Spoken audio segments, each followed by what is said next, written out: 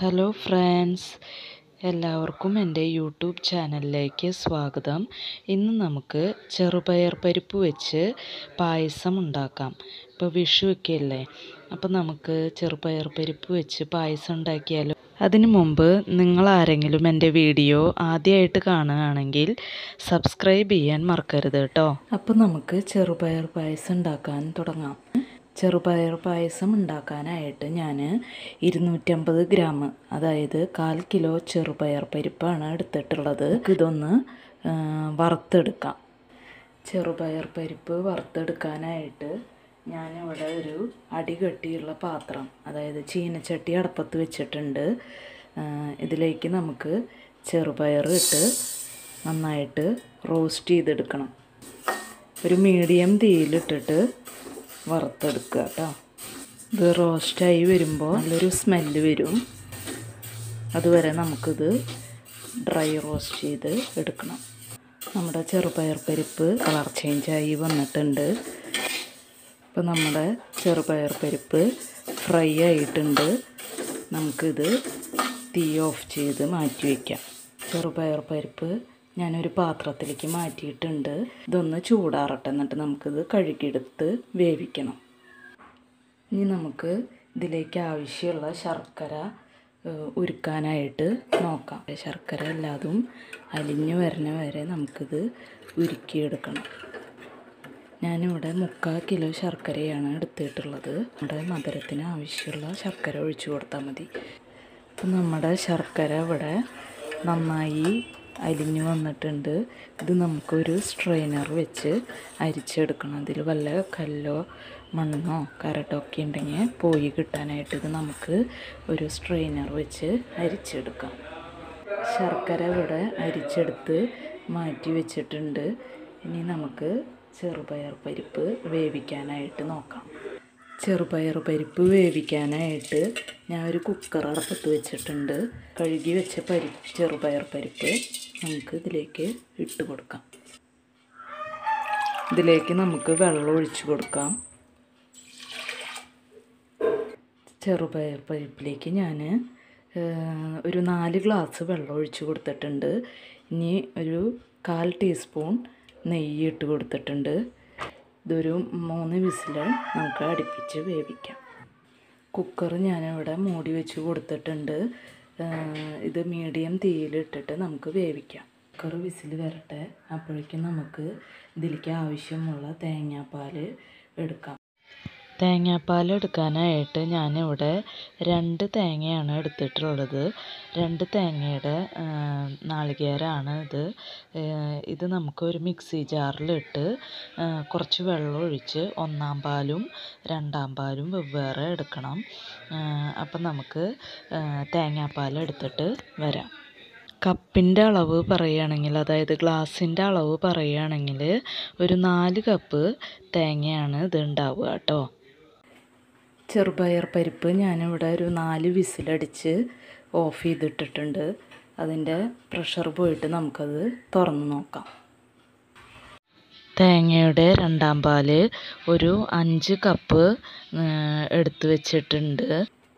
അതുപോലെ തന്നെ 1-ാം പാല് ഒരു 3 കപ്പും ഇവിടെ എടുത്ത് വെച്ചിട്ടുണ്ട്. ഇനി നമുക്ക് ചെറുപയർ പരിപ്പ് തുറന്ന് നോക്കാം. ഞാനിവിടെ ഒരു പരന്ന പാത്രം അടുപ്പത്ത് വെച്ചിട്ടുണ്ട്. അതിലേക്ക് ഒരു ടീസ്പൂൺ നെയ്യ് ഇട്ട് കൊടുക്കുന്നുണ്ട്. നമ്മുടെ ചെറുപയർ പരിപ്പ് ഒരു 4 വിസിലാണ് ഞാൻ അടുപ്പിച്ചത്. അതിൻ്റെ പ്രഷറൊക്കെ പോയി ഇരിക്കുന്നുണ്ട്. അത് നമുക്ക് ഈ പാത്രത്തിലേക്ക് ഇട്ട് കൊടുക്കാം. ചെറുപയർ പരിപ്പ് ഞാൻ ഈ പാത്രത്തിലേക്ക് ഇട്ട് കൊടുത്തിട്ടുണ്ട്. ഇത് നന്നായി വെന്തിട്ടുണ്ട്. ഈ നെയ്യിൽ കിടന്ന് ഒരു 5 മിനിറ്റ് ഒന്ന് മിക്സ് ചെയ്ത് കൊടുക്കാം നമുക്ക്. ഇതിലേക്ക് നമുക്ക് ഒരു നുള്ളു ഉപ്പ് ചേർത്ത് കൊടുക്കണം. ആ മധുരം ഒന്ന് ബാലൻസ് ചെയ്യാനായിട്ടാണ്. നമ്മുടെ ചെറുപയർ പരിപ്പ് ഒരു 4-5 മിനിറ്റ് ഈ നെയ്യിലിട്ട് ഒന്ന് മിക്സ് ചെയ്തെടുത്തിട്ടുണ്ട്. ഇതിലേക്ക് നമുക്ക് ശർക്കര ഉരുക്കിയത് ഒഴിച്ചു കൊടുക്കാം. ഇതിൽ ഞാൻ കുറച്ചൊരു 3/4 കിലോ ശർക്കരയാണ് ഞാൻ എടുത്തത്. അതിൽ കുറച്ച് ശർക്കര മാറ്റി വെച്ചിട്ടുണ്ട്. ശർക്കര ഇതിൽ പരിപ്പിൽ കിടന്ന് നന്നായി യോജിച്ചിട്ടുണ്ട്. ഇത് നമ്മളിങ്ങനെ ഇടയ്ക്കിടയ്ക്ക് ഇളക്കി കൊടുക്കണം കേട്ടോ, അല്ലെങ്കിൽ അടി പിടിക്കും. ഇനി ഇതിലേക്ക് 2ാം പാല് ഒഴിച്ചു കൊടുക്കാം.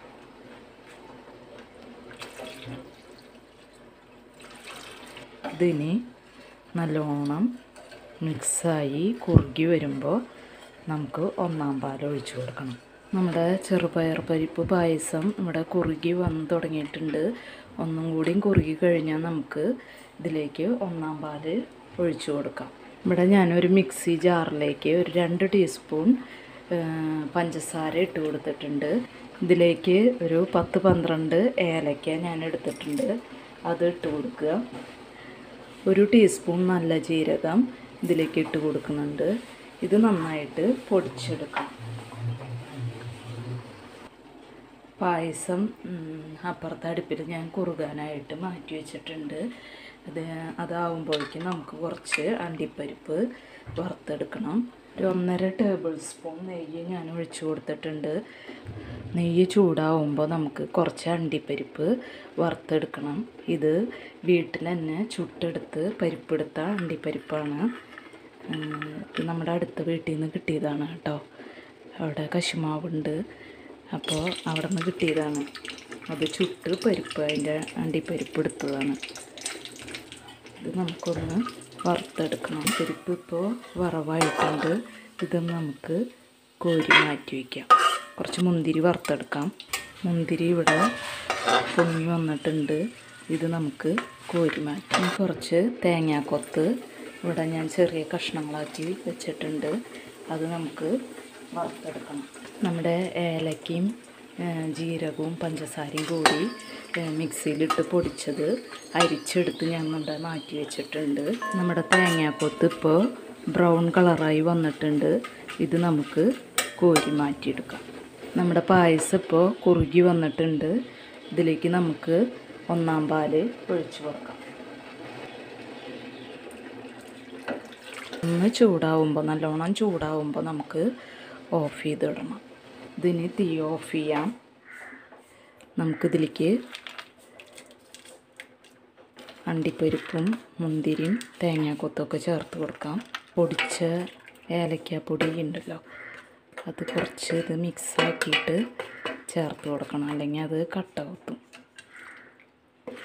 നിങ്ങൾക്ക് എൻ്റെ വീഡിയോ ഇഷ്ടമാവുകയാണെങ്കിൽ ലൈക്ക് ചെയ്യാനും ഷെയർ ചെയ്യാനും കമൻറ്റ് ചെയ്യാനും സബ്സ്ക്രൈബ് ചെയ്യാനും മറക്കരുത് കേട്ടോ. ഇനി മറ്റൊരു വീഡിയോയുമായി കാണാം. അതുവരേക്കും ബായ്.